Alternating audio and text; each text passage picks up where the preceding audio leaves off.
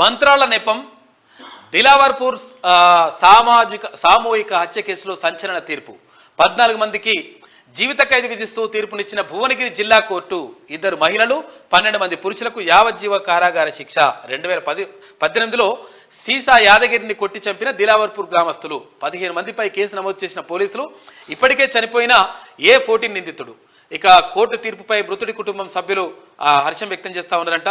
ఆధునిక యుగంలోనూ మూఢనమ్మకాల నమ్మొద్దంటున్న విద్యావేత్తలు అంటే ఒక వార్త కనిపిస్తూ ఉంది. అయితే విషయం ఏంటంటే ఇక్కడ దిలావర్పూర్ దగ్గర అంటే మంత్రాలు చేస్తున్నాడు. మంత్రాలు చేసేసి ఇక్కడ ఏమంటారు దీన్ని మంత్రాలు అంటే ఏదో ఉంటారు కదా బాణామతి చేతబడి బాణామతి ఇటువంటివి చేస్తుందని చెప్పేసి చాలా మంది ఆ ఊర్లో వాళ్ళు కొంతమంది 15 మంది కలిసి ఒక వ్యక్తిని కొట్టి చంపిండ్రంట.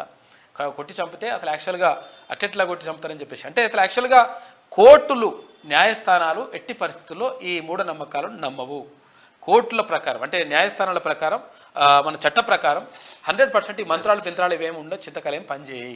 కాబట్టి ఒకవేళ మంత్రాల నెపంతో వీళ్ళు అట్లా చేస్తారు ఇట్లా చేస్తారని చెప్తే దాన్ని పట్టించుకోదు. కాబట్టి ఇష్టం వచ్చినట్టుగా కొట్టిన అంటే ఈ సమాజంలో కూడా మంత్రాలు పనిచేస్తాయంటే నిజంగా మంత్రాలే పనిచేసేది ఉంటే ఇక ఈ ఎన్నికలు ఏముండయి ఏం లేదు. ఇక ఆడ ఓ పిండి బొమ్మ వేయాలి, పిండి బొమ్మ వేసి దానికి కళ్ళు ముక్కు ఇవన్నీ పెట్టేసి ఇట్లా కూర్చుంటే వానికి అంతేనా ఉమ్మ పోయో అంటాడు వాడు.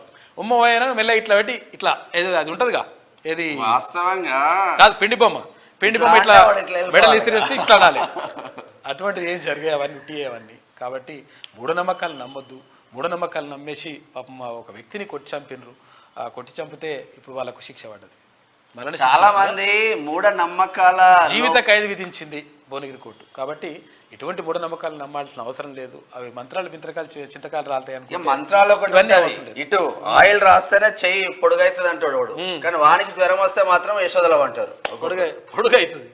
అంటే 2 ఇట్లా ఉన్నాయి అనుకో ఇది స్ట్రైట్ అయిపోతుంది అంట, ఏదైనా పొడుగైతుంది.